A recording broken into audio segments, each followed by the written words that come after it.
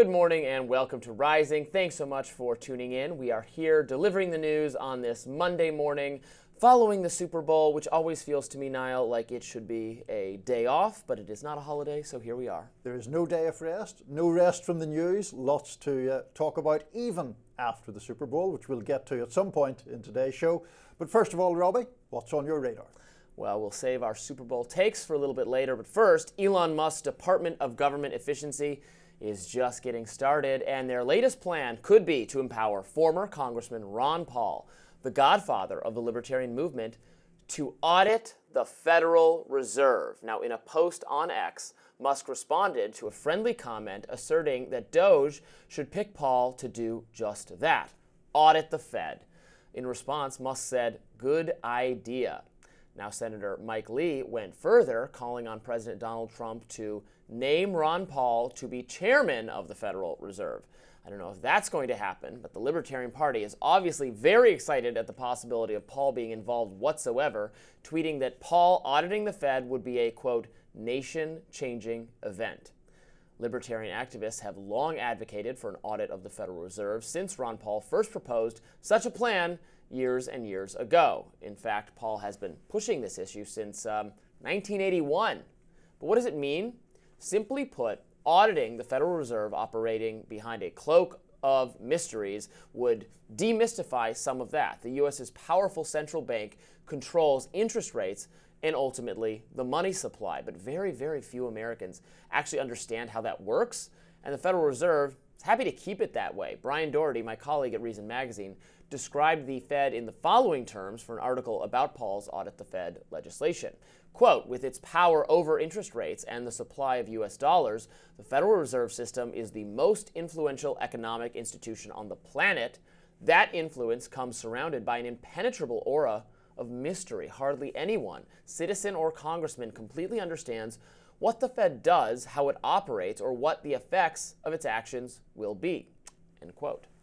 Now, the purpose of auditing the Fed is to demystify the institution and allow government auditors from the Government Accountability Organization to open the books, scrutinize its dealings with foreign banks, and better understand why its 7-member board decides to raise and lower interest rates, increase the money supply, and take all sorts of other actions that can cause or lower inflation. Now, many libertarians believe that this is actually the big prize. Cutting government is all well and good, of course, but until and unless the American people have more of a say, or at least more of an understanding of the actions of elite banking institutions to perhaps promote their own self-interest, we won't ever have a responsible monetary policy. If the government can just print more money whenever it wants without disclosing its actions, our fragile economy will ultimately always be in the hands of a small number of unelected bureaucrats. It shouldn't be just right-leaning people, by the way, who are in love with this idea, and it isn't. Progressive foes of powerful financial, unaccountable interests should welcome greater disclosure, and in fact, some of them do. Some left-leaning people have expressed support for Paul's efforts to audit the Fed over the years. In fact, when Senator Ron Paul's son, proposed such a measure in 2016, Senate Democrats came together to block it, with two exceptions. Tammy Baldwin and, you guessed it, Bernie Sanders supported auditing the Fed. Now, I hope leftists like Sanders continue to offer support for the idea now that it could actually really be happening.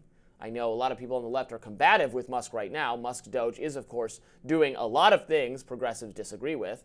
I support them. It's acting to root out waste, fraud, and abuse. I think greater accountability and transparency for financial institutions is actually the holy grail of government reform.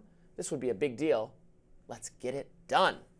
Audit the Fed. That's what I say. I was listening to that with interest, Robby, because this is a topic that I approach from a kind of place of curiosity rather than antagonism. I know that the slogan Audit the Fed has been not only a Ron Paul slogan, but a kind of a libertarian touchstone for a long time.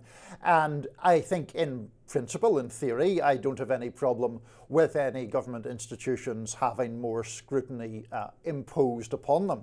I guess one of the concerns I think a lot of people would have is how you do this without exposing the Fed to political pressure, because there has been a problem not just in the United States, but more so in other places that did not have independent central banks. I mean, it was the case in Britain up until Tony Blair became Prime Minister in the 1990s. The Bank of England was perceived as, I shouldn't say the Bank of England, it was perceived that interest rates were moved according to the political calendar and to try to benefit the party that was in power by lowering interest rates, for example, just before an election. You would then get a kind of feel-good factor, but it would be detrimental to the overall health of the economy and to the stability of the economy. Is that a danger here, that it opens the Fed up to actual political interference?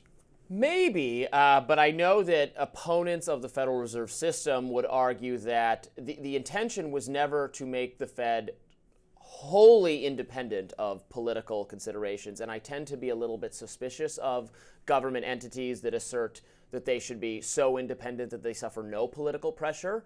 I mean, it's a democracy. Ultimately, there should be some political pressure, and we reward or punish politicians who exercise such pressure. Now, we wanted the Fed, the intention was to make the Fed independent of the executive so that the president could not exercise such power.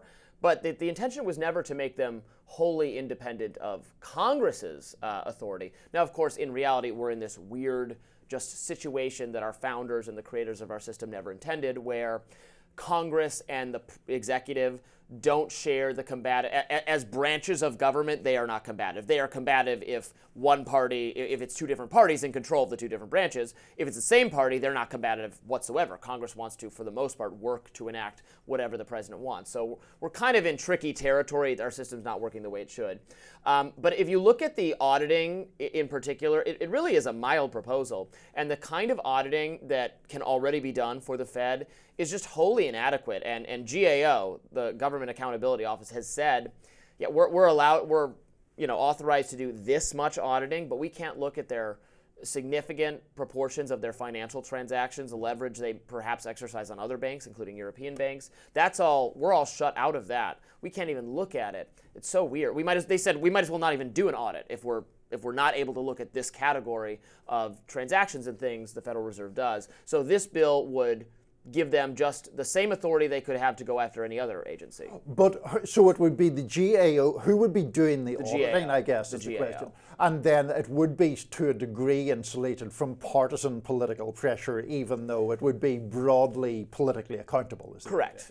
There could be some remedy proposed if it turns up bad stuff, perhaps by Congress. But GAO, they do investigations of government agencies. Sometimes I like their conclusions. Sometimes I don't agree with their conclusions. But I think most people respect the work that they do and think it's solid, and then you can interpret it however you like. But that would be the first step, and that's why this measure has in the past drawn some support, as I said, from people like Bernie Sanders. The idea was percolating again on Twitter over the weekend because Elon responded to Ron Paul, get him back in there. Ron Paul is very elderly at this point in time, and is retired from Congress, and I think is enjoying his retirement. So I don't want to necessarily disturb him if he said his time has passed, but someone of a Ron Paul spirit to get in there and help see what's going on under the hood would be something that warms my heart, tickles my fancy, does all sorts of things to me. Maybe Ron Paul could focus on another presidential run, of which he has made either 2 or 3 or more, I think, at this stage, but perhaps the time has passed. Perhaps the time has passed, but I've always appreciated what he's done for my ideas in public discourse. Up next, what did President Trump reveal to Fox News' Bret Baier during the Super Bowl interview? Stay tuned.